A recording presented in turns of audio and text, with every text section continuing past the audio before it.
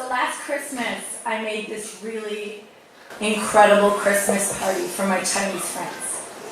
I stayed all day, I baked, I made mulled wine. I tried to make it extra special because they like to experience the holidays through my eyes. They like to do the things that I like to do. I experience Chinese New Year with them, I do Dragon Boat Festival with them.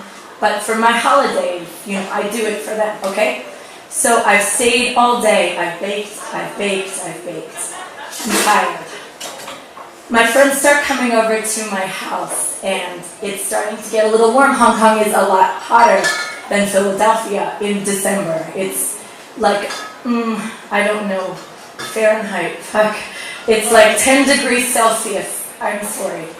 Anyway, so, I know, okay. So it's like 10 degrees Celsius, but there's about 20 people in a space from the window to me, okay? So it's getting really hot. I say, I don't want to turn on the air conditioning. I'll just open the window, right? So I open all the windows in my living room, and then I go to my bedroom. I open the window above my bed. I open the window to the left of that. I open a window to the left of that. Finally, I go and open one more window, but I don't know about you, but my interactions with windows have always been twofold. Number one, you open them, and they open. Number two, they stick a little bit, so you push them, and then they open. But there's actually a third function that a window can take, and I should mention that I live on the 11th floor of an apartment, okay? So I open the window, and it sticks a little bit, so I push it. But instead of opening like normal, it does this thing where it falls from my fucking 11th floor apartment down to the streets of fucking Hong Kong and makes this insane crash. So immediately I fall to the ground. I'm like, what the fuck has just happened to me? What has happened? Oh my god, I can't look out the window because what if someone is dead? I don't know, it's 11 floors, I don't know. So I say to my friend Anna, I'm like, Anna, can you please look out the window and see if anyone is dead underneath here, please? So she looks out, and thank God no one is dead. But there's this car that has been sort of really beaten up by my window. And so I'm like, okay, call 999. So that's 911, yeah? So they call 999. They're like, okay, so sorry. And this is all in Cantonese. My Chinese is really terrible. It's okay.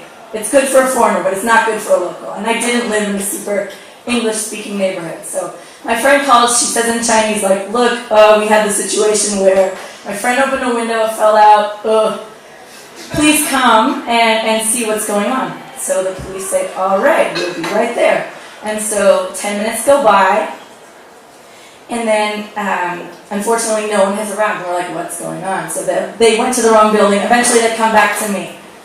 Now these guys, they don't speak English really at all. A little bit.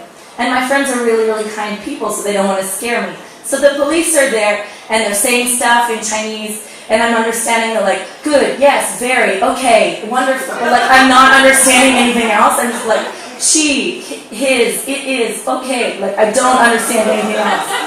So they're saying, okay, she, it, whatever. And then I'm listening, and I'm getting more and more freaked out, and I start crying, and I'm like, oh my god, I'm sorry. So then, they say, lady, you are responsible. Do you understand you're responsible for this? You're responsible. And I say, okay. So they take me, and they say, come with us. I say, okay. So I go with them. I get in the van.